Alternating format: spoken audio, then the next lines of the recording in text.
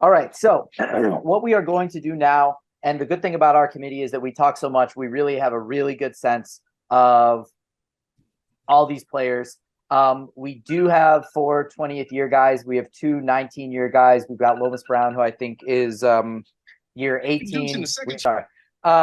So we've got a lot of great players. We got some positional overlap. And so I want to just open up the floor. It's 5 minutes to 10. So we've got 35 minutes left, hypothetically, although we got to start 10 minutes late. But we're doing a really good job.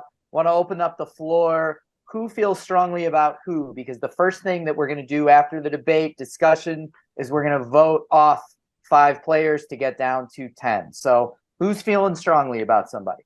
If I can, Neil Smith for me was. It's so incredible that he was forgotten. Like how? How did that happen? How did Neil Smith in the actual process, assuming that this isn't the real process, but still, fail to sort of like make a semifinalist? Neil was the man who was the consummate disruptor in terms of allowing other people to get stats. And anyone who watched a Neil Smith game, and I'm not alone, I think there's a lot of people here watching this who would agree with me, would sort of agree that he was a guy who was a defensive, I don't say God, but pretty damn close to it. That he has to wait this long for any kind of national recognition, I think is obscene. Jeff, it looked like you were jumping in. Yeah, and like obviously, I'm going to not disagree with the the captain, the public figure. Disagree all you want. No, I'm not going to. Okay. I'm going to throw in something like 2 things. One, I think when we look at the 3 safeties that are on our list, I would call out that to me there's some differentiation between Eugene Robinson and Rodney Harrison, and maybe there's less differentiation between Eugene and Earl Thomas. But if I was comparing like year 20 versus year 1, I would tend to lean more towards the year 20 guy that also did it for a longer period of time at a high level.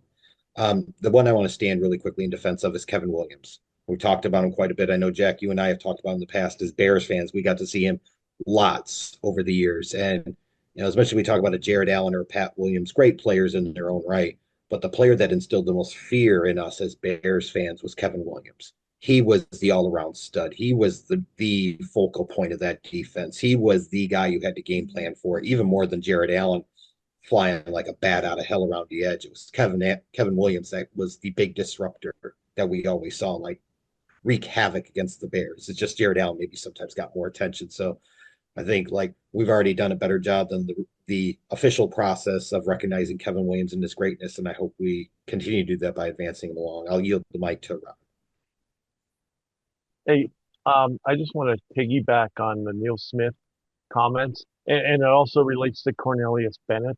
There was a pretty good article on Substack today by Mike Tanier that kind of also addressed this. Look, we have all these stats, we have all these metrics, but you have eyes. How about the eyeball test? How about do you see the player's impact in impacting the game plan, like Mike Shanahan saying, "Oh crap, I got to worry where Neil Smith is at every time, or I'm in trouble." And it's the same thing that happened with Cornelius Bennett and some of these other guys on defense, because you can't always just say, "Oh, hey, look how many sacks," or "Look how many this or that." It's the impact. And then secondly, I just want to add this about Bennett. I didn't want this part of my overall presentation, but this year we're hearing in seniors about Jim Tyrer and hey, let's let the bygones be bygones. He had CTE. Well, Cornelius Bennett also has had some issues that go back about 30 years. His team hasn't put him in their Ring of Fame yet, and given him the support that he deserves, which is why he doesn't have the momentum. He's completely reformed his life. He's doing good things in life, and it's a shame that things are being held against folks when they've turned their life around and are doing great things. And we should think about that as well as the football play, because I think with the selectors, it's impacting some things. So Keeping Jack, it. I just wanted to Oh, pick up yeah. on the theme we have going here about unrecognized players, players that are being forgotten. They're being forgotten by the voters, and their time is running out. And over time, they become less and less appreciated. And that is, I want to make a pitch. We had a great presentation on him already, and that is Ricky Waters. I think we've talked a lot in this group, some very different venues and work that we've done on looking at running backs from that era, from the 90s and the early 2000s. There's a bunch of them. There's one that we won't talk about. He's actually on this year's ballot. But I think again, we're forgetting about a guy and the impact he had and how important he was for that team. We've heard his case presented, a very great job on that.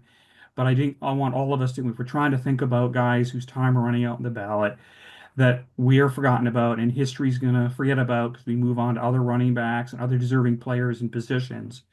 But this is a guy that needs to be recognized, and we have we have an opportunity right here for us to rectify that. I'll add one thing. Appreciate that. I'm Ricky Waters. Three Yeah. guys out of these 15 touch the ball with regularity: Coates, Waters, and Holt. Yeah. The other 12 great players, play line, play defense. Let's not forget about the fact that guys that hold the ball and run it down the field and score points are important. The pendulum may have swung a little bit. I love Lomas Brown in the offense. I love great defensive players, all the hits. So many good defensive linemen, but let's keep in context that there are good offensive players here too, and only 4 out of 11 were on the offensive side of the ball. We need to just think about that when we're taking this next round. I want to say one other thing about Ricky. I put it in the chat. I think it's worth saying out loud. You mentioned the 5 touchdowns in the Giants, and that I think it was the divisional round in '93. What often gets forgotten about Ricky is he won a ring. And not only did he win a ring with the '94 49ers, he had 3 touchdowns in the Super Bowl. In many other Super Bowls, he would have been clear cut, hands down Super Bowl MVP, which probably puts him over the hump. I just wanted to make sure, like, sometimes you're like, well, what did Ricky ever win? He won a championship and was a big part of that. No, by the way, the for who, for what comment, I think about this was a guy that was great as a runner, great as a pass catcher. I think really underrated in terms of his blitz pickup as well. I'm sure Pierce will probably concur with that point. This was a really good, like all around kind of the prototype West Coast back of the 1990s. So sorry, I'll yield the mic. Hey, can I just quickly, one thing I did forget to say about Coates, he is also the only offensive skill position player from the 90s all-decade team who's not in the Hall. I didn't miss that in my thing. But just 2 other people quickly. As a Patriots fan, Cornelius Bennett was terrifying for the Bills. The idea that team went to 4 consecutive Super Bowls and Bruce Smith is the only person really on that defense worthy of talking about. Yeah, what was scary about him? Because so Bennett and Darryl Talley were the 2 guys on the outside. Talley was more the guy who came in, pass rushed, and broke everything up. Bennett just was always everywhere. Wherever we were trying to run the ball, there was Cornelius Bennett. I don't understand how he did that, but he was constantly just in the gap that you needed to be in. That's where Cornelius Bennett was. So just as a Patriots fan, Cornelius Bennett, I've always thought was a Hall of Famer. And then the last person I just wanted to reiterate, when Isaac Bruce was elected to the Pro Football Hall of Fame, 8 years ago at this point, it was like, oh yeah, we'll put Bruce in and then Holt will come next. We're just going in order of seniority. And it's been 8 years at this point. Holt has been a Hall of Famer the entire time, and everyone's always thought he's a Hall of Famer. We keep finding another reason to put a different wide receiver in before him. Andre Johnson, a little bit better. Megatron, never had a quarterback, incredible player. Like, we just keep finding a reason to put somebody else. Torrey Holt should be the next wide receiver in. That Greatest Show on Turf was incredible, and Holt was, the one of the scariest wide receivers in the league. So that's so bad. So to me, the issue with this always is you can't eliminate players by trying to say this person doesn't belong or they weren't great, because you have a list of 15 players who are great players. So to me, it's more like you have to start by doing who are the better, who are the players that are clearly elite even amongst this group, and maybe who are the players that were really great players but don't necessarily have the combination of accomplishments and career that necessarily elevates them above some of the other players. So to me, it's like I hear you guys. The presentations are amazing. Everyone here is deserving of being a finalist, and that means they're a great player and could someday be in the Hall of Fame. But I feel like you've got to narrow it down some different way, because we just have to come to just to be willing to admit that great players are not going to get in. Yeah, listening to everything that everyone has said, a few things that jump out at me. Number one, I've been a big Torrey Holt guy for a long time. He led the NFL in receiving yards twice. He carved out a first-team All-Pro selection at a time when Randy Moss, Terrell Owens, and Marvin Harrison were all at their height. Yeah. So when you're someone who can crack into one of those unique, truly elite spots, I think that's really impressive. And although his rookie year numbers didn't look as good, when you look back on him, when you think about what he was like on that team, he already was at that level, and he scored their first touchdown in that Super Bowl, the one that really went from 9-0 to 16-0, and that was Torrey Holt. Some of the other guys who I look at here, we mentioned Kevin Williams. I'd asked Evan what was so scary about Kevin Williams. Jeff and I have always talked about I had asked Evan what was so scary about Cornelius Bennett. Jeff and I have always talked about, as Bears fans, what made Kevin Williams so scary. And I'll say that to me, I thought he could do a lot of what both Jared Allen and Pat Williams could do at a high level. He could rush the passer front. You could put him out wide if you wanted to. But think about how big Pat Williams was, and think about Kevin Williams' size. Do you know how strong you have to be part of the, quote, Williams wall, when the other guy is like 6'5", 330 or whatever Pat Williams was? You have to be incredibly strong. And the speed with which he could get to the quarterback, that to me was what freaked me out about him. Neil Smith, we've talked about guys who were impact players on a lot of teams. The big thing for me with Neil Smith was that when he went from Kansas City to Denver, it was game-changing. It seemed, and Tom and Ron can talk about this better than I can, but at least from the outside, it was like you got the best or one of the two best players from your chief, no pun intended, rival, and now he's coming over here. I thought that was a huge move. And that, to me, when I think about those Broncos teams, Neil Smith is one of the first people I think of because of how he impacted that team. Along the same lines, Eugene Robinson was a starter on 3 straight Super Bowl teams. Green Bay won, Green Bay lost, and then Atlanta. And him going to Atlanta was a big part of feeling like they were legitimized because, oh man, they've got this incredible player. And listen, if Eugene Robinson wasn't all that, they would have just benched him, and we wouldn't be still sitting around talking about, like, who was the guy on the Bengals in '88? He had some cocaine stuff. What's that? Stanley Wilson. Stanley Wilson. We don't talk about him nearly as much as Eugene Robinson. We don't talk about Barrett Robbins nearly as much as Eugene Robinson. It's because of the impact that Eugene Robinson had. On Adam Vinatieri, Kirk, I loved what you said there about Adam Vinatieri, that the dynasty started with his foot. I think in a lot of ways that's correct. And remember, he made 2 kicks against Oakland and then the one against New England. And, you talk about great players aren't always great. They're great when they have to be. Against Carolina in Super Bowl 38, I think he was 0 for 2 on field goals and then hit the winner. So always comes in clutch. And what's crazy also about Vinatieri in terms of his longevity was how good he stayed for so long. He is not New England's all-time leading scorer, but he is Indianapolis's all-time leading scorer, which is bonkers. Those are the takeaways that I've been hearing. One quick thing on Kevin Williams, because you mentioned his versatility. He did something that I'm not sure has ever been done in the NFL. His first season, he played as an edge rusher and had 10.5 sacks. And his second season, he moved to defensive tackle and had 11.5 sacks. Has there ever been anybody who'd had a 10+ sack season on the outside and then as a tackle? Doubtful. That's incredibly versatile. I would think of maybe Dan Hampton or Joe Klecko or Julius Peppers, but yeah, I mean, and Mecklenburg, 3 Hall of Famers. One other thing I want to say about Ricky Watters, he gets that bad rap in terms of attitude. not only did all of the teams he played for go to the playoffs, but they all reached a pinnacle that they hadn't reached in a while. San Francisco finally won a Super Bowl with him. Philly got back to the playoffs for the first time in 4 years. Seattle won their division for the first time in, I think, 11 years. And if you can fit in on a team with Jerry Rice and John Taylor and Brent Jones and Harris Barton, Jesse Spulu, and all those like vets, I don't know what and Steve Young, I don't know what we're really talking about in terms of attitude. I mean, this guy was a winner everywhere he went. Are we ready to vote Yeah, what's down? next? Anybody else? Well, we vote down, but anybody else feel strongly? Anybody feel particularly strongly about the 20-year guys against each other? Anyone feel particularly strongly about the first ballot guys against each other? Anyone feels particularly strongly about any of the positions? Yeah, Chris. Yeah, Jack.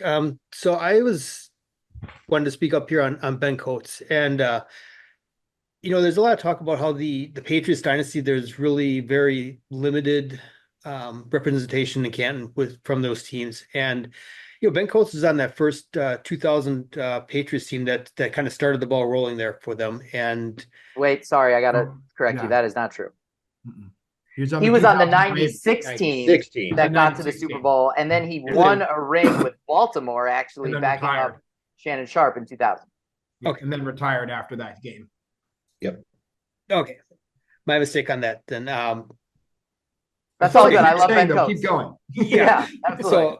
But the fact that he was, as you put it, Evan, a fourth when he retired in receiving, that's just something that just doesn't get talked about anywhere. And while the tight end position has really kind of developed into a more of a oversized wide receiver position in a lot of cases, that wasn't the case back then in the 90s when he was playing. And his career, as you mentioned, he has kind of forgotten, slipped out of people's minds. And being a 20-year guy, I think it's kind of important that we take a good hard look at what he contributed to the Patriots and to the league while he played. And the other thing with Ben Coates is that if you look at positional groups, 1990s tight ends, it's just Shannon Sharp.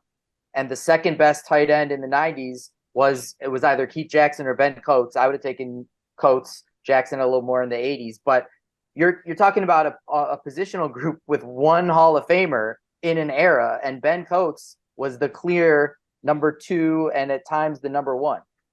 And if I recall correctly, for that Super Bowl against Green Bay, at one point weren't there like big pictures or murals that were posted, and it was not Drew Bledsoe's picture. It was Ben Coates that was held up as like one of the big stars of that game, right? I just think that's fascinating when you talk about Drew Bledsoe was the number 1 overall pick. He's going to his first Super Bowl. It's him against Brett Favre.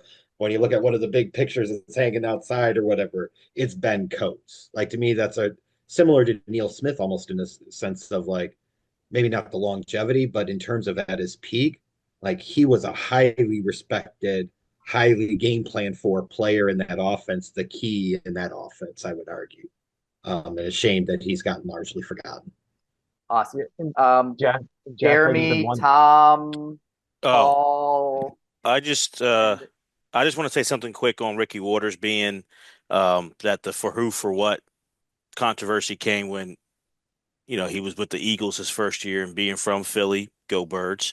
I also I want to point that out that people look at that comment, and that was week 1 of that season against the Buccaneers. But you look at it, people talked about that he, questioning did he have the heart and all that. He pretty much on his back led that team with a first-year coach in Ray Rhodes, second year under ownership with Jeffrey Lurie, and with Rodney Peete as a starting quarterback to a 10-6 record. Getting over almost 1,300 yards rushing, over 11 touchdowns rushing. And he also had them, win a wild card game against the Lions when Lomas Brown made that guarantee. So I think people want to question Ricky Waters all the time, but for who, for what, but people don't tell the whole story, which is look at what he did that whole season in leading the Eagles, which, like I said, I don't know. It's hardly to find a playoff team with a worse quarterback than Rodney Peete that year. But Ricky Waters carried that team on his back. So I just wanted to defend Ricky on that. So Any other thoughts, or we're gonna vote? The only thing I want 10. to say is it's Tom. it's nearly criminal that Kevin Williams has not really gotten a sniff at the Hall of Fame so far. In the 2000s, he's probably he's probably the best defensive tackle of the 2000s. I would say he's the best defensive tackle of the 2000s, and arguably one of the better defensive tackles in the modern era of football. And for him to be on the outside looking in all the time it's mind-boggling. Now, I know that Pro Football Reference's Hall of Fame monitor is, take it however you want to take it, but he is above the average Hall of Famer at his position, and everybody ahead of him is a Hall of Famer except that guy who just retired from the Rams last year. So, like, everybody ahead of him is a Hall of Famer. Everyone below him, the next 4 guys below him, are also Hall of Famers. And he's not even been a semifinalist. And maybe he needs, he has no social media presence. Maybe he needs to get on, Twitter or X or whatever. Well, I would say for that Hall of Fame monitor score too, the one thing for him is that kind of feeds into the adjusted value, which sometimes puts too much weight on overall team success in relation to the individual player. But I think in this case, it illustrates Kevin Williams' greatness because he doesn't have the championships that some other peers may have at the position, and he's still rating that high. And it also heavily weights for finalists, and he's never been a finalist. So to have that score, he's never been a finalist is pretty impressive. To He's the never degree, been a semifinalist, forget a finalist. Yeah, to the degree to which we have any influence in what we do on the actual process, and that we can set any sort of agenda or just show yo, what are you guys doing? Kevin Williams is at the top of my what are you guys doing list. Mm-hmm. So let's do it. Send 5 people you want to remove. I guess, Evan, we can only do 1 or 2. So send them to Evan in the chat, private to Evan. Send him the 5 people you want to remove. And once you do that, we can, while you're doing that, we can continue talking. These presentations have been bonkers, and to be a fly in the wall of the room or now the Zoom, to hear what they're all talking about, because I can't imagine that the presentations are better or more informed or more passionate or more diverse than what we are talking about. I think it's interesting that Dave pointed out, or was it Dave or Will who pointed out, we may have swung the pendulum so far that we only have 3 offensive players. I mean, I do like that we look really at everybody, which is a really good thing. Can I say about that though? Yes, the people who carry the ball are great and should be recognized, but I think overall the regular Hall of Fame and even attempts like this to redo a better job of getting people in the Hall of Fame more heavily focus on people with the ball than we ought to.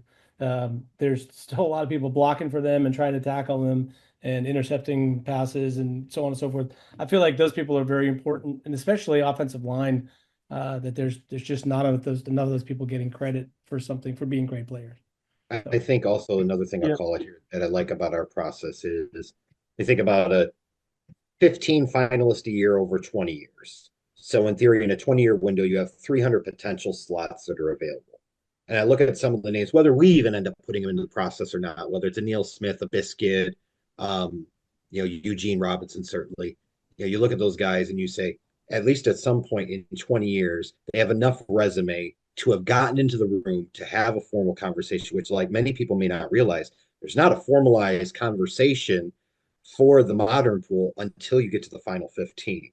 So I think that's one thing we do, and maybe we're trying to even better at is making sure we get some of these late ballot guys a little bit earlier in the process when it's year 15, year 16, to give them their shot. It doesn't mean they're always going to get in. To Will's point, sometimes great players are going to get left out of the Hall of Fame. And sometimes you look at other ones, you're like, I don't know if they belong. But at some point in time, whether it's a Lomas Brown, these other guys I named, Ricky Waters, they deserve their moment in the room to have their case really considered and not just be some blind vote. Because we've seen in our own process with Albert Lewis, some other guys, that conversation and context that you can get really matters. Exactly. Has everyone sent their picks to Evan? In the chat, anybody still? I haven't yet. I'm going to do that now. Thanks, Kirk. Everybody else got them over? Yeah, I sent mine. I'm gonna have to take off. So thanks for inviting me. Appreciate it.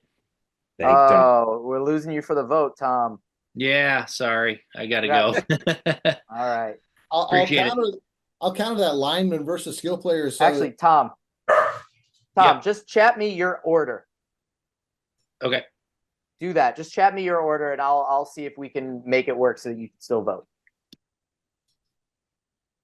So in the last 10 years, there's been 24 offensive and defensive linemen in the Hall of Fame, 8 quarterbacks and running backs. Only 4 quarterbacks in the last 10 years. Correct me if I'm wrong. Favre, Manning, Stabler, and Warner are the only 4. Yeah, but it's about to change very quickly in the next 5 years. Yes, the running back problem will only get worse. Yeah, and if you're a selector who's recently written a book or a future book, and that quarterback's in the book, then he's automatically, first ballot. even though you never voted for him once as an All-Pro, you believe he's a first ballot Hall of Famer, even though you had 16 or so years of his career and you never once, nor did any of your peers, many of whom are also Hall of Fame voters. Ron, to your point, you never once gave him one All-Pro vote. Yet somehow he's a first ballot finalist. I know we're recording now. When we're done recording, I have one other theory about something that happened in the late 80s where someone got one vote for all decade and made second team all decade, and where that vote may have come from. But you know what, Jack, to your point about Neil Smith, I know we've already voted. When the Broncos, they had that horrible Jacksonville loss in '96, where they could have done the three-peat if they hadn't had that game at home where they lost. The next year, they were a wild card team and went into Arrowhead. And guess who had 2 sacks in that game against the Chiefs in a 14-10, like a real gritty 14-10 win? Neil Smith.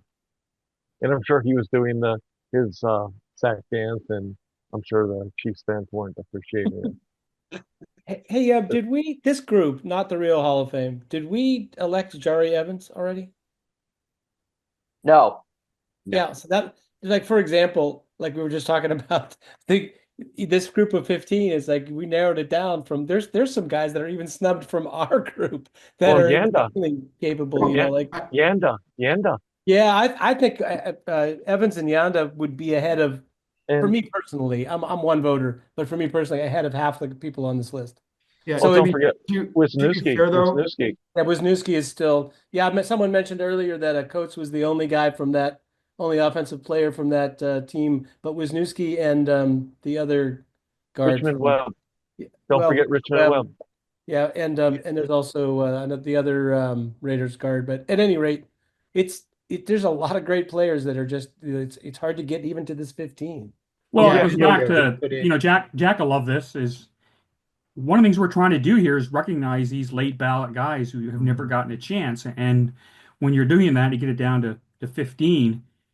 What kind of gets set aside are some of the guys who are first, second, third year finalists that I don't think any of us are questioning that they're not Hall of Famers. But if our effort here is to sort of counter the mess we've been given by the voters in terms of guys they haven't considered, we have a backlog that we're trying to work through, at least to get some of these guys talked about. And Will, you're absolutely right. I mean, I'm a huge advocate. I presented Evans last year in front of this group for the interior offensive linemen, but I can acknowledge that their time will come. We won't forget about them. But it is kind of the flip side of that debate where you say we have 15 guys here deserving, and we are trying. We've talked at length about a handful of them that their time is running out on our ballot. And so the price you pay for that. We put in Richmond Webb. We've got Lomas Brown now, so there's trade. Yeah. All right, Evan, you got results for us? I'm waiting on Kirk. Yeah, I'm having some problem with the Zoom thing, so I'm sending you something on Twitter. Okay. All right. Let me add. To Paul's point, we've now done this. This is our 5th year, and comparing our 5 groups of finalists to the real 5 groups of finalists, we have looked at, I counted it up, I think it was 10 more players than they have. But we've also elected 8 first ballot guys to their 6. So we do a good job of looking at the full ballot, not worrying about just jumping right in and electing Antonio Gates, who's not on our ballot. Hey, Jack, I just sent everything to Evan. So all right, perfect. I just got it. This is really important, Jack. This is really important.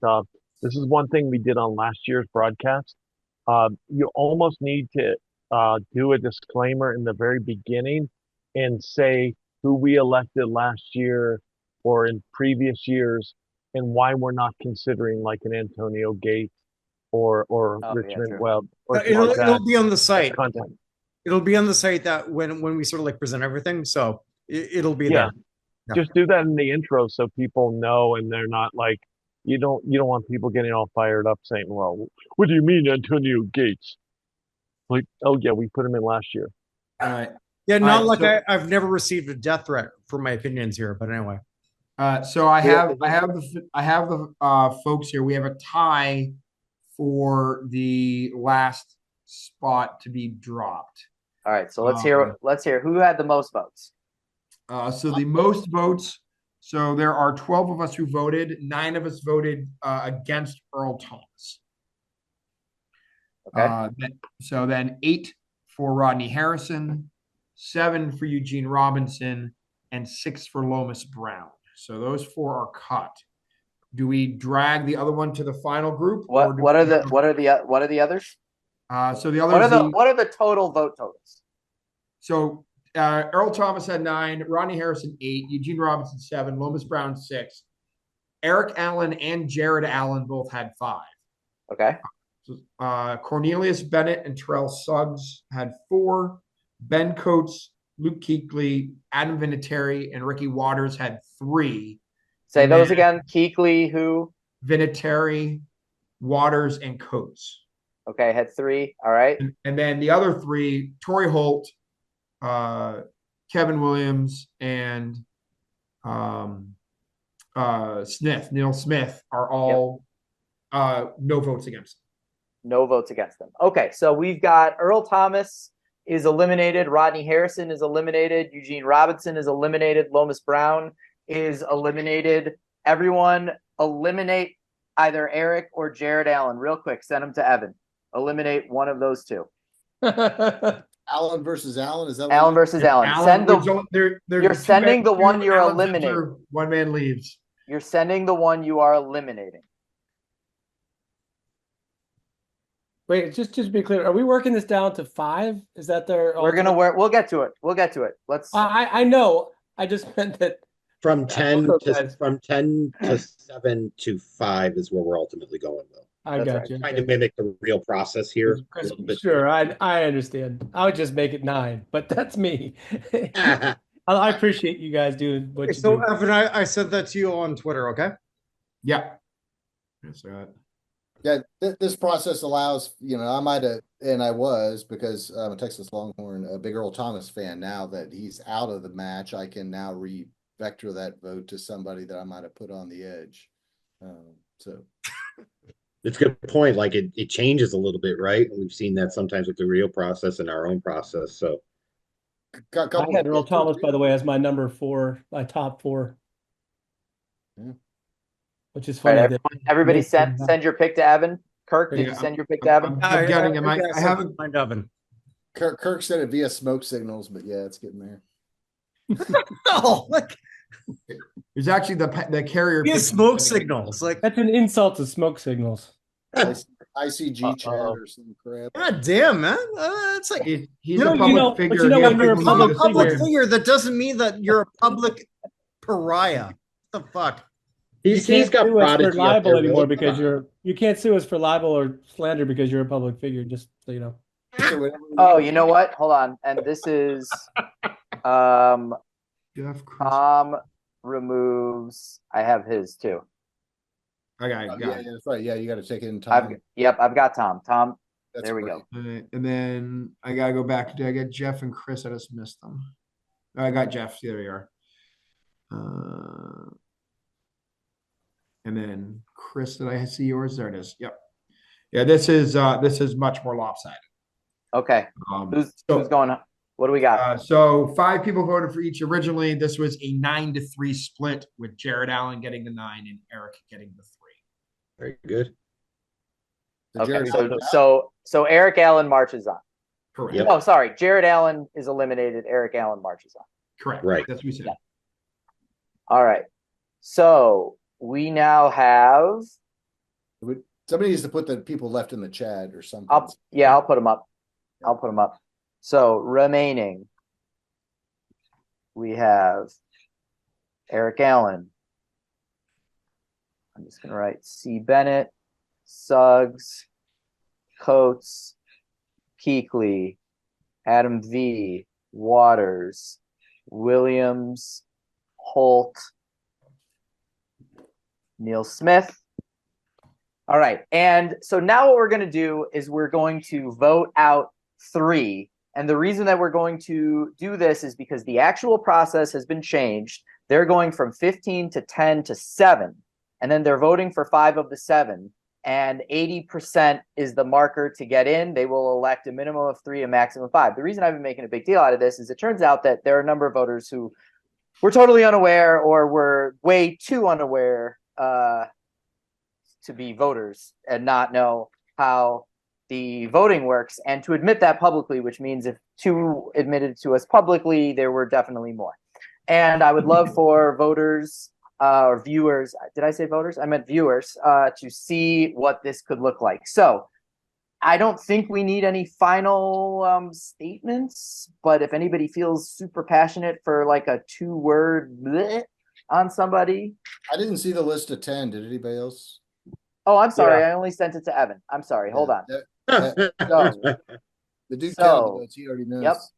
Here it is. I'm missing one. Oh, there's the list. So the players remaining are Eric Allen, Cornelius Bennett, Terrell Suggs, Ben Coates, Luke Kuechly, Adam Vinatieri, Ricky Waters, Kevin Williams, Torrey Holt, Neil Smith. And we are going to vote out 3 of those. Easy. Oof. He said easy. He said, I agree. And I guarantee this is like way more than the actual committee does. By the way, for those who are like watching, yes, this is my Charles Nelson Riley impression. Oh my God. Thank you, Jeff, for laughing at that. Yeah. Where's Brett Summers? You're hanging out with Charles Nelson Riley So in Hollywood Cemetery. Let's send. Wow. All right. So we're going to send our choices to Evan. Yeah. Dave, you just send them to me. I'll send them over to Evan, though. Don't worry. Yeah, I sent them to everybody. So You said it, everybody wanted to know. For Eric Allen. It's very complicated. I'll send them to Evan just to make sure that. Yeah. Okay. I appreciate it. You're killing me, Dave. Look, Dave's not here, man. I said well, your votes unfortunately were leaked to the press. right. Leaked by the press. Sorry, Jack. How many are we eliminating this round? 3. Thanks. I thought I'd double checking. And you're eliminating perhaps one of the biggest slam dunk first ballot Hall of Famers in the history of the Hall of Fame. Right. Dave's standing on business. He said, I don't care. You know? Sorry, mine just went to the whole group. My bad. Bad answers.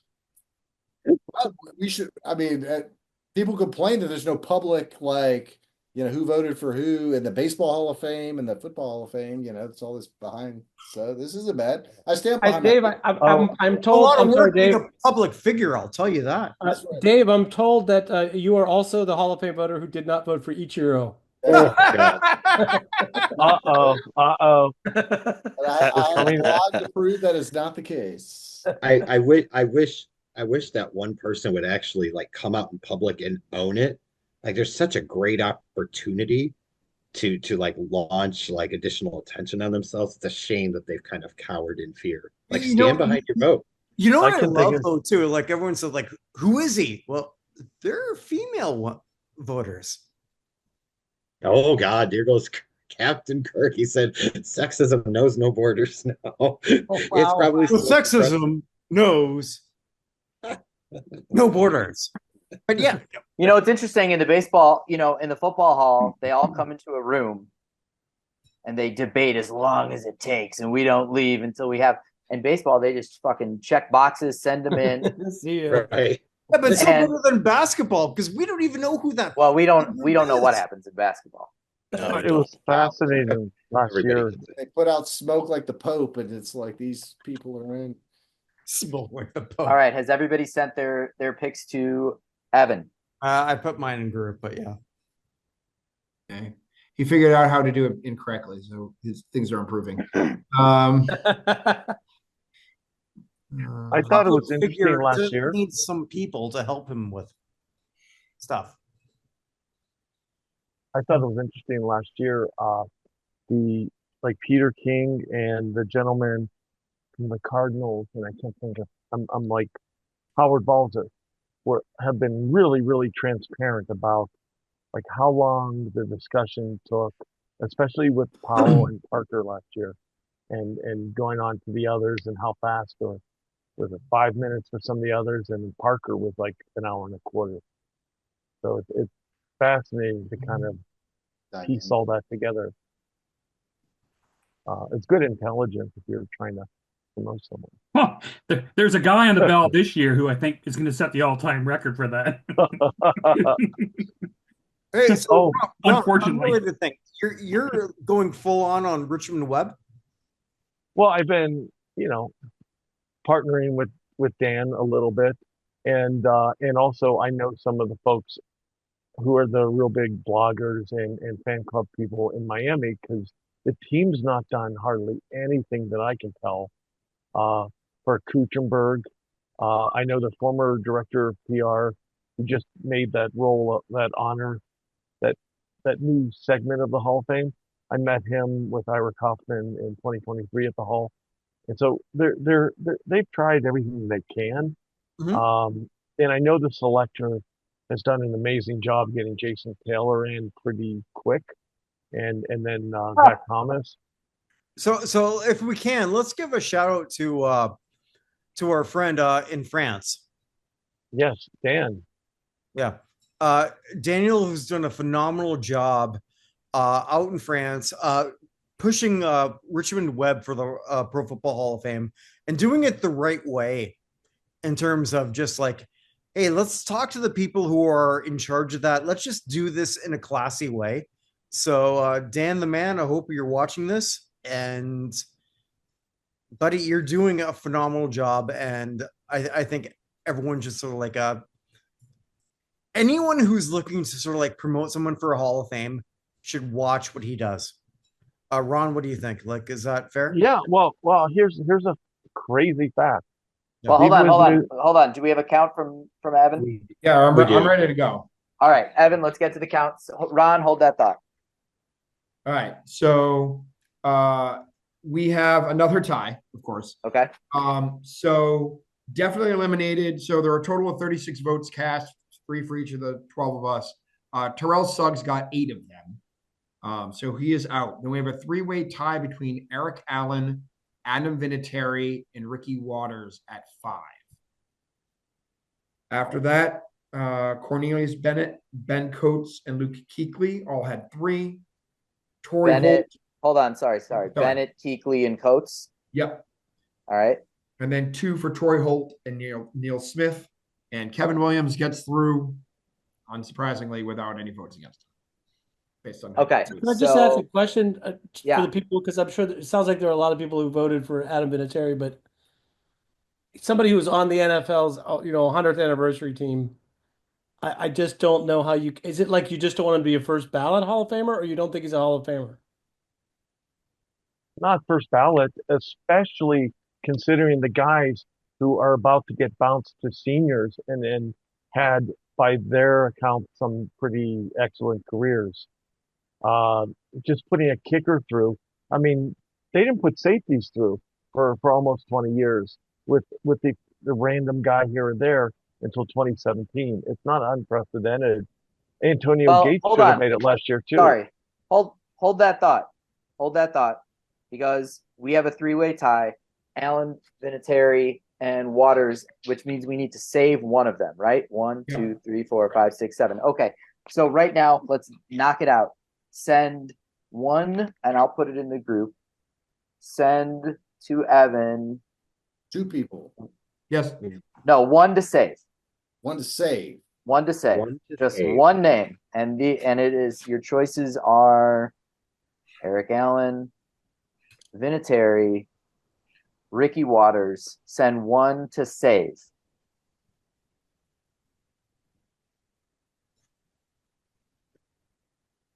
Yeah, I'll answer Will's question. Yeah, given the stiff competition and some of the battle that guys do 45, 60 plays a game to put in a kicker that plays 5 times a game didn't sit well with me.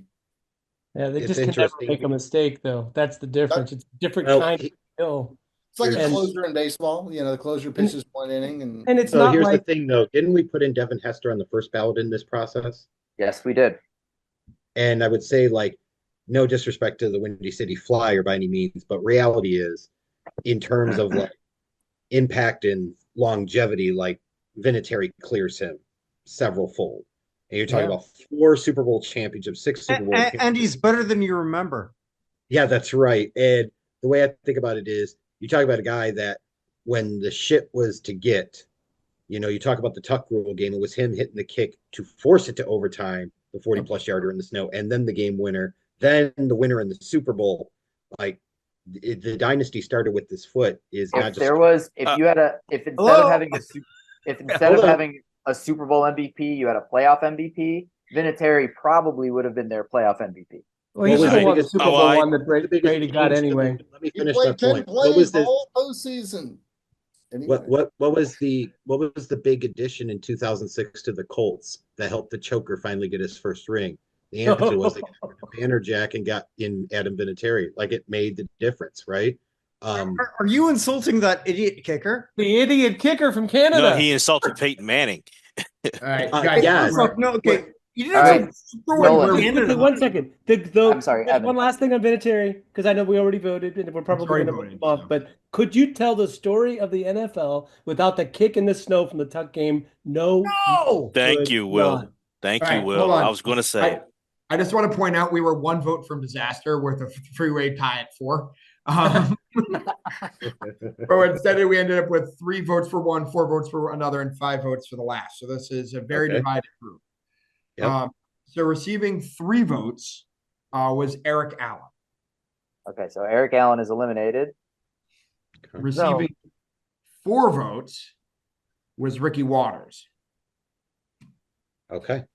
And just by the way, the names I got, Vinatieri did much better at the beginning before the debate, just so you guys know. So it didn't Wait.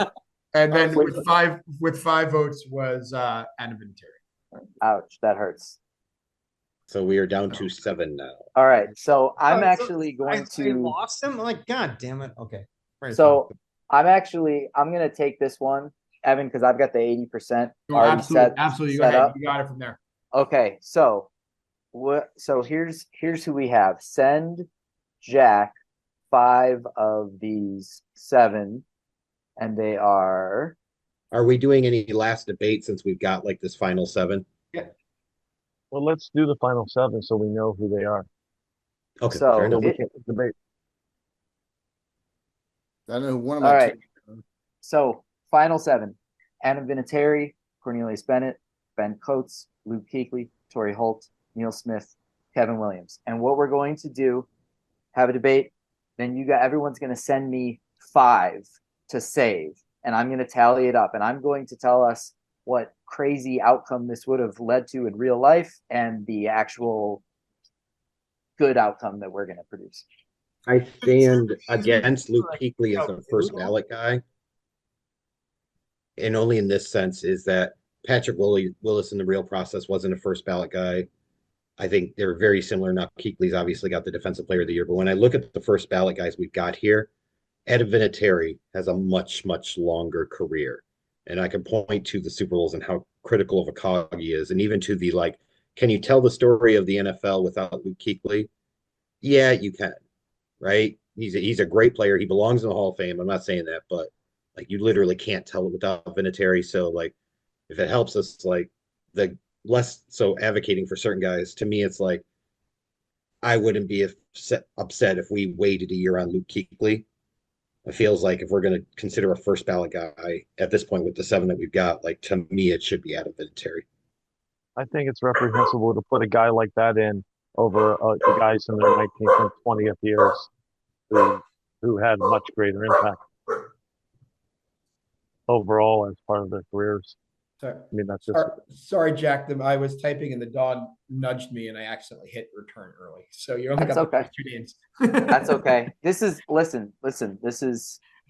I mean, I'm just like looking at these names, and you've got someone he's in the running for the greatest ever at his position. The only person you can say that about is Vinatieri.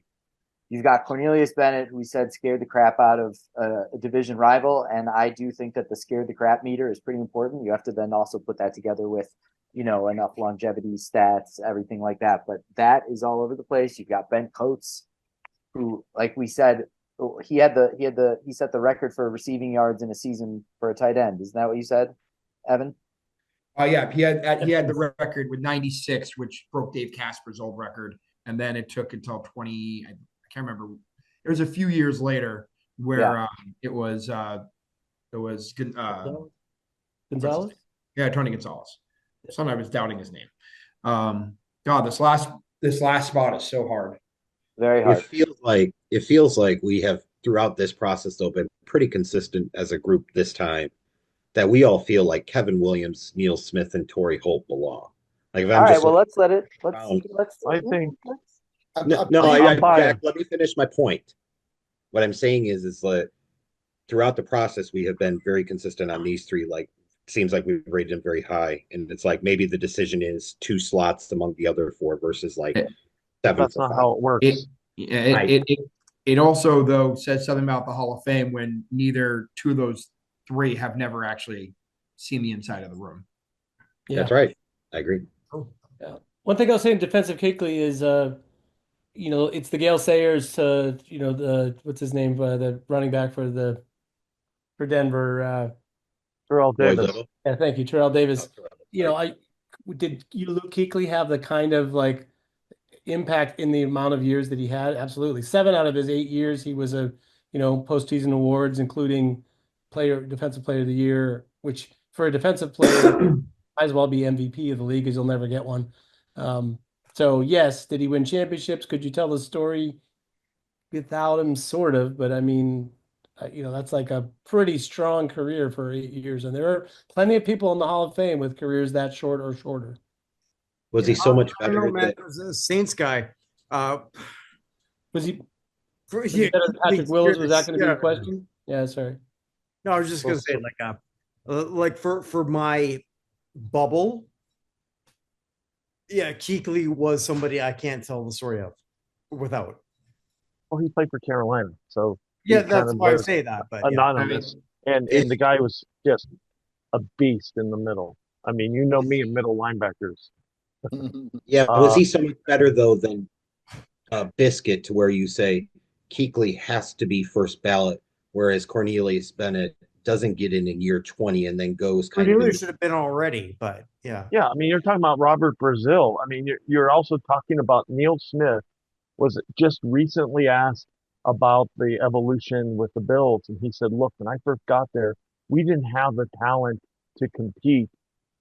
It all turned once we got obviously Jim Kelly, but when we got Cornelius Bennett from that holdout with the Colts after he got drafted, that's when it all turned because Bennett was on the left side of the line, and that freed up Smith to not get like quintuple team, and Bill Belichick even said it. That's the guy we had a game plan for because if we don't stop him, it doesn't matter what Bruce Smith does. And that's where I think I'm trying to just draw the thing of like Kuechly's great, belongs in Canton, but I don't know that I could look and say like Bennett had more longevity, and he's at year 20. Even for our process, it might be a question of now or never, let alone the actual one, right? And like Kuechly, we know we'll come back. If we don't do it this year, we would do it next year. All right, hold on. I need votes from Kirk, Shocking. You just got mine. I was waiting to hear some arguments. My bad. Will and Jeff. Or what am I doing here? You're sending me your 5 to save. 5 of the 7. To Jeff. To me. Yeah, this was I agonized over 5 versus 6 because there are 4 clear ones to me, and then 2 that are like just a half step below, who are both very similar.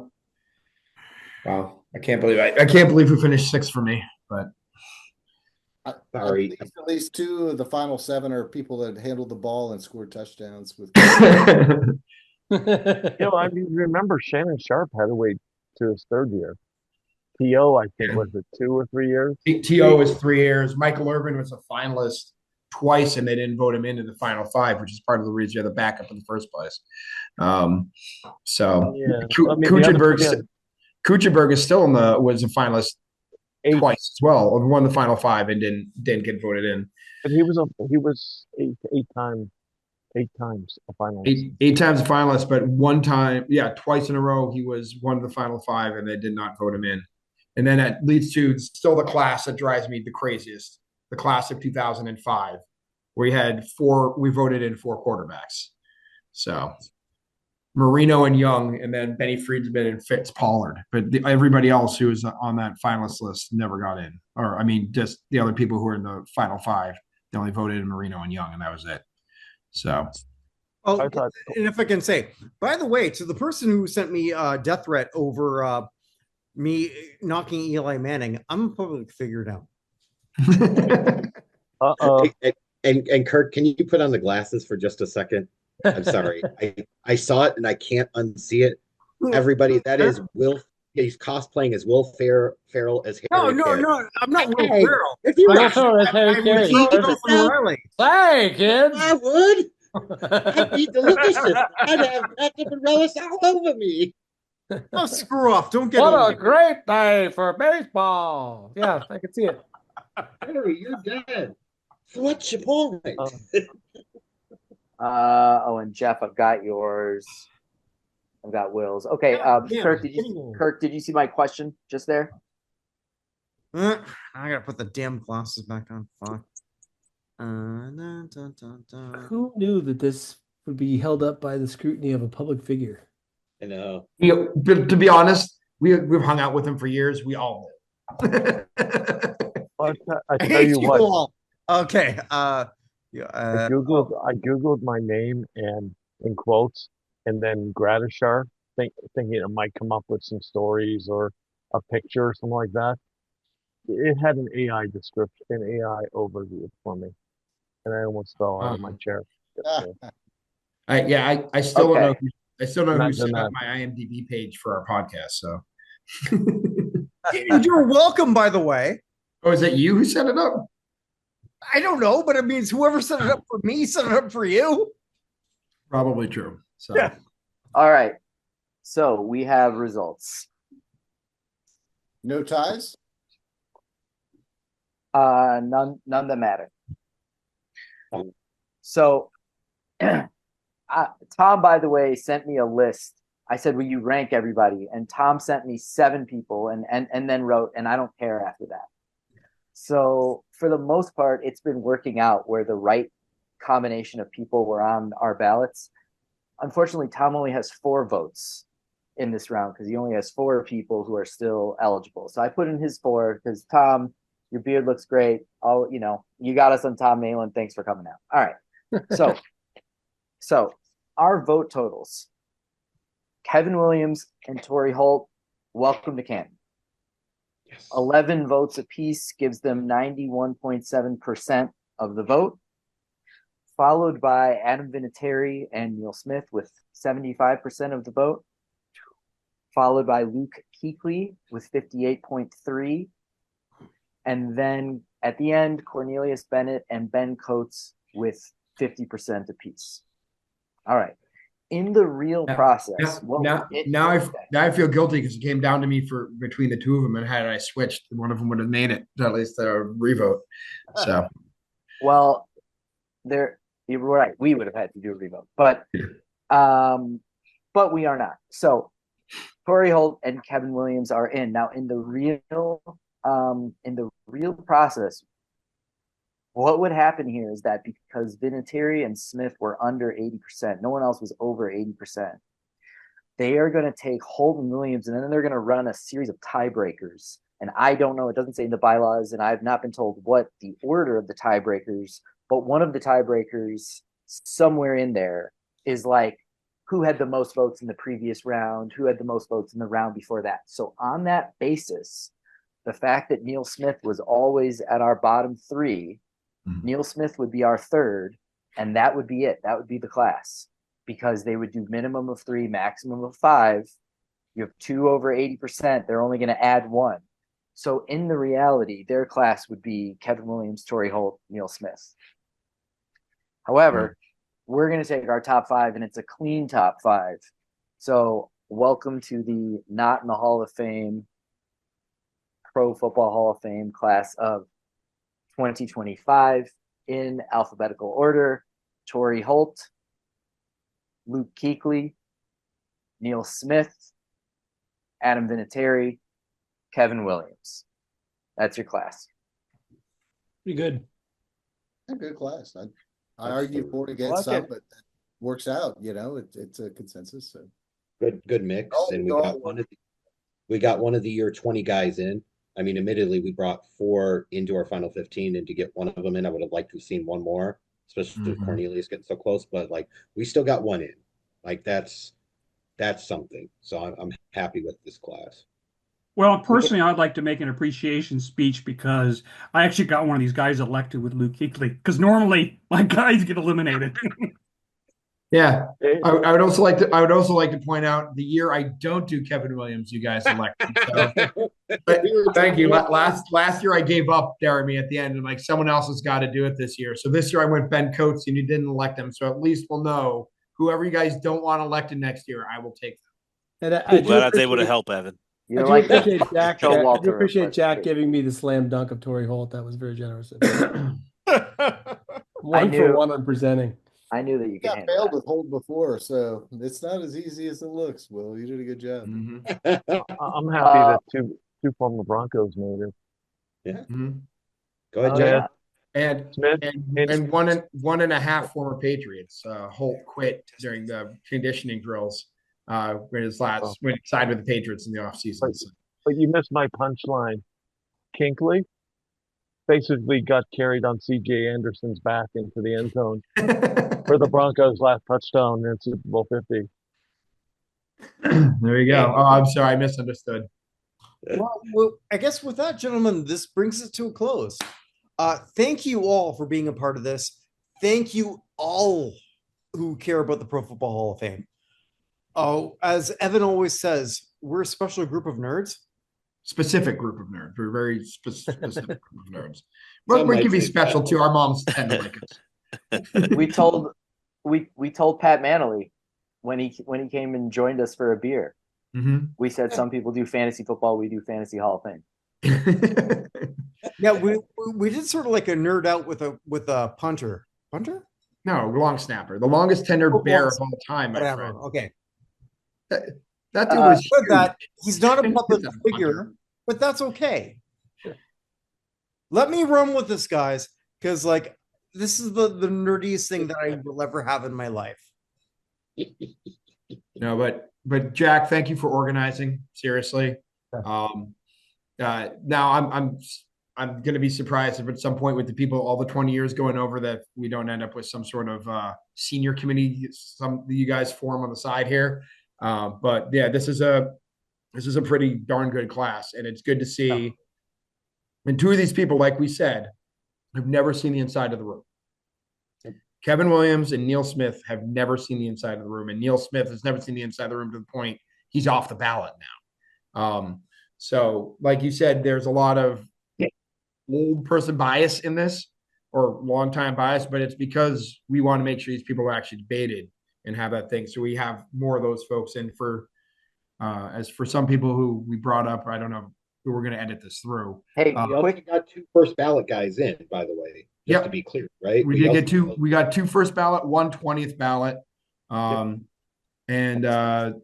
and some two guys who are middles. and Holt and Williams, who are basically group acclamation. Hey, real quick.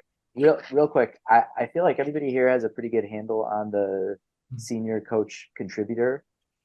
Do you want to do just like a quick vote to like get Jeremy's dying? I'm here. Jeremy, you got a Super Bowl to celebrate soon. None of us let us have something. Wait, I'll be in Hey, New man. Orleans next week. Oh, nice. Nice. Do you guys want to do that? I'll write them down. You just send me 3 of the 5. Baby one more time. Let's do it. Hit me, baby, one more time. Yeah, All right. 3 of the 5. So Let's do it. give me 3 of these 5, and I just think everybody here knows who all these people are at this point.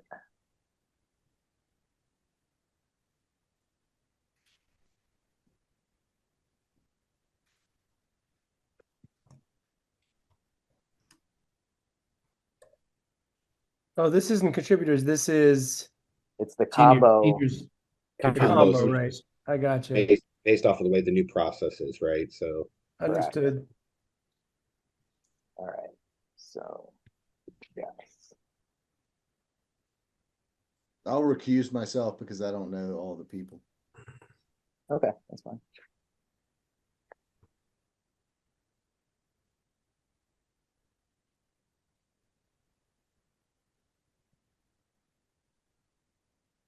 Look up one thing. Dave, can I recuse myself in the future when we have to talk about like Bobby Abreu as a Hall of Famer? No, because you know him and you know he belongs, and so you need to vote. I'm sorry, were you talking about Andrew Jones, maybe? Oh, Wait, who are we sending this to, Jack? Me. Yeah. Okay, good. That's who I sent it to. Sorry, do I have to vote for 3? Yes, Yeah. you have to vote for 3 of the 5. I can't vote for fewer than 3. I don't know. Is that legal? I don't Oh, think. is that legal? I think you're required to vote for 3 of the 5. I think so, too. Rules. Oh, that's too bad. That's As Snow in Canada said, it's legal, tender, and fine. Sorry, no. Well, especially now that they've combined, vote for one of them. No, actually not. especially that they combined everything. And so it makes it really difficult for everyone to get in. Yeah, I got you. Well, at least there are no Bidwells on there. I've been avoiding on the other project. Refuse to vote for any Bidwells for anything. I'm trying, guys. I have No, never. we have to put him on. While we're Kirk. doing this here, thank you, Will, because like Will's sort of like saying like, Kirk, you got this one wrong. I have never voted, which is fantastic. I have never like, voted for. Sorry, on our other project, I've never voted for Wizard White. I will never vote for Wizard White. I don't understand how Wizard White is still on our ballot entity. What is your argument against Wizard White? 3 years. Yeah. 3 years. Yeah, but the pro is that his nickname is about piss. Cool, and he was a Supreme Court justice, but that's not the most important thing on Alan Page's resume either. Like it's 3 years. He has 3 years. I'm just saying, yo. I would rather stand in opposition of George Preston Marshall now and forever. Yeah, as much as fine. That's also fine. But yeah, Wizard White is just my why am I still looking at his name thing. Agreed. 3 years. 3 years is it's a convincing argument, except for he was like incredibly dominant for the 3 years that he did it. So Kirk, are you voting? Yep. Oh, got it right here. Got it. all Yep. decade, 2 times for first team All Pro, led the NFL in rushing in there when rushing was king. That seems like a pretty short decade. Yeah, the mess up thing is like with all the headaches I'm doing with this, it's like, hey, let's do the baseball one, which I am. Yeah. Yeah. No, thank you. Because I still remember when we participated in there's another that did the Rock and Roll Hall of Fame all the way through, and we just kept seeing Fountains of Wayne at one point. And so I was like, why are we seeing Fountains of Wayne? And someone got like super duper offended. And then I'm like, what is the difference between like Fountains of Wayne and Semisonic, except for the fact Semisonic still exists as a band? And then he got real mad. So I didn't know that. Like you had like an altercation with that. Oh yeah, that guy was real mad about. He was a Which big guy like. which guy? The guy who was doing the whole thing. No. It was one of the people on the senior committee. was like What a thing to be real mad about, about it. man. Oh shit! Okay. I was like, are we doing bowling for soup next, please? That'd be great. So, All right. by the So- way, I think Yeah. Kirk knows this, Evan, but did you know that I'm actually a member of the Iowa Rock and Roll Hall of Fame? You probably did not know I did not. Congratulations. that. It's quite an Right. honor, as you can imagine. Go ahead, Jack. Wait. Will, did you just say you're a member of the Hall of the Rock and Yeah, Roll the Hall? Iowa Rock and Roll Hall of Fame. It's true here. That is dope. I And never I lived in Iowa for 6 Oh, years. I never knew he's this. so proud. He's so proud of it. He has it hidden behind the shelf. No, My let's whole, hold my that. whole, Go. the best part of this Look is at that it's like the boilerplate. Thank you for your incredible accomplishment. Like they didn't even bother to change the type. In recognition of your I mean, that's really cool. It's not like Google. Yeah, Kirk, I think that puts him ahead of you in public figure. Yeah. Let me run with this. Fuck. So we have to introduce him now as Hall of Famer. I'm very private about being a public figure, though. It's different. All right, Jack, we ready to go? Ready, Jack? Oh man. By the way, Jim Neighbors was a public private. Just saying. Golly! Okay, so so I even was able to include Brian because we had done a judge and jury on this, and Brian just across the board favors players, but it actually didn't change anything. If this was the actual process, we would have voted in Sterling Sharp and only Sterling Sharp. 10 votes, 91% of the vote. Jim Tyre, 64%. Mike Holmgren, 55%. So once again, a clear-cut top three because Maxie Bond and Ralph Hay each had 5 votes, 45.5%. So again, a clear-cut top three. If this math happens in reality, the class of 2025 would be a 4-person class. It would be, in our world, Kevin Williams, Torrey Holt, Neil Smith, and Sterling Sharp. And a whole bunch of voters would be making the face because I had no idea how any of this process worked. Right. It's a great illustration of like what could be coming, right? It may not be a 4-person class, it may be 5, but I'm expecting a 5-person class total. yeah.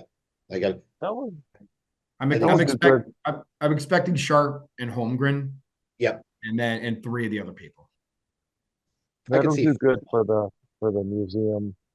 You make financials and yeah, but that argument for Jim Tyre I think is a good one. That it's the game probably drove him to his end in a way.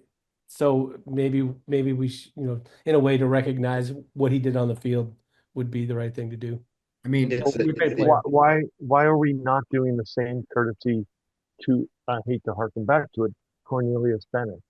And actually in 2010, those things feel very different.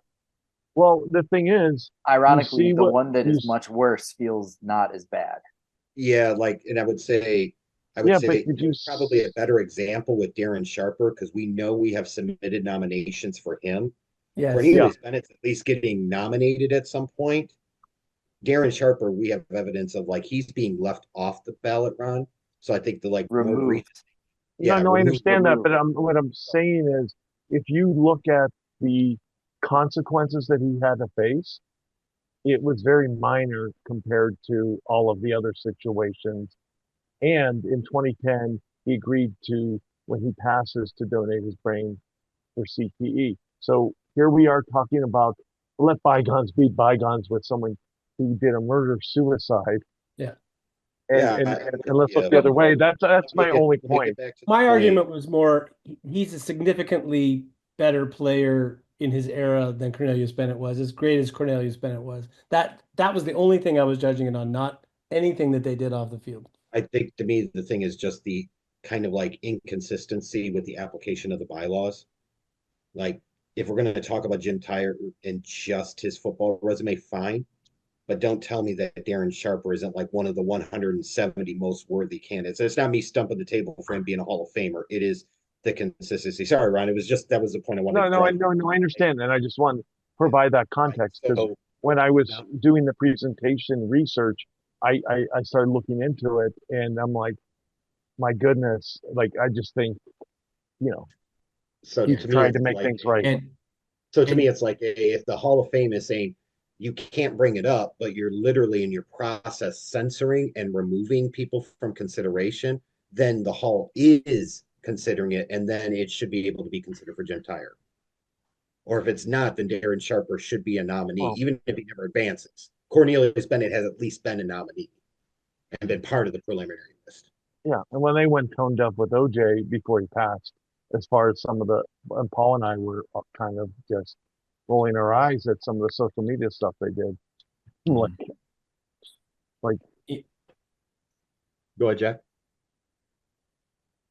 I didn't say anything.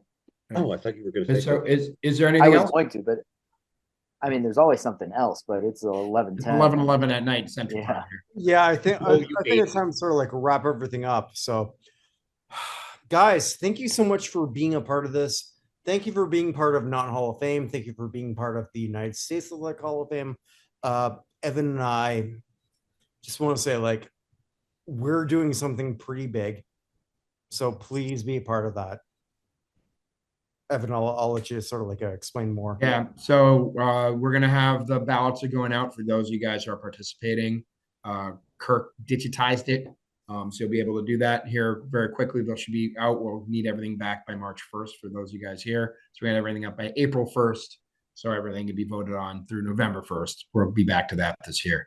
So this is the third year of the thing. The first year we figured out what we're doing. The second year we figured out what we were doing wrong. So this is a year that we are going to have everything a lot more buttoned up and ready to go. So thank you for all you guys participating. All right. Awesome. Jack, thank you so much for putting this all together. Yeah. My pleasure, guys. Always fun. Yeah. And again, for those who stood here the whole time, hey, here's a great book. No, stop. autograph. Speech. No. Wait, hold on. I need that autograph, Jack.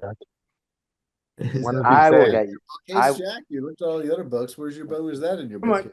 Come on. What's that? Let's no, I was going this. to grab. Okay, well, since he won't, I will. What? No. It's Jack Silverstein. Why We Root. Oh, are we? Are you gonna sort of like bring that up? Okay, please. Jeremy's got it. Yeah. Here, you know what? Barnes and Noble and Amazon. Here. Yeah, I got you, Jack. There we go. There's a big winner. Jeremy, thank you so much. Oh, Jeremy, nice. Yeah, and it's all about sort of like fandom. And you don't have to be a Chicago sports fan to enjoy this book. I'm not a Chicago sports fan, and I love this book. So thank you so much, Jack. Thank you so much for everything that you sort of like put together here at notinhalloffame.com. Wherever you are, wherever you may be, make today count, because unless the Buddhists are right, this day never comes again. Take care. Take care, everybody. Peace. I mean, the Buddhists could be right, bro. I just said unless the Buddhists are right. So, and shit. Yeah. I'm allowed to drive. I feel like now I have to go buy Jack's book. I didn't realize other people had bought the book already. I didn't realize the book was out, Jack. God damn, we're still recording. Shit. Okay. But anyways, take care, everybody. Take care. Oh, man.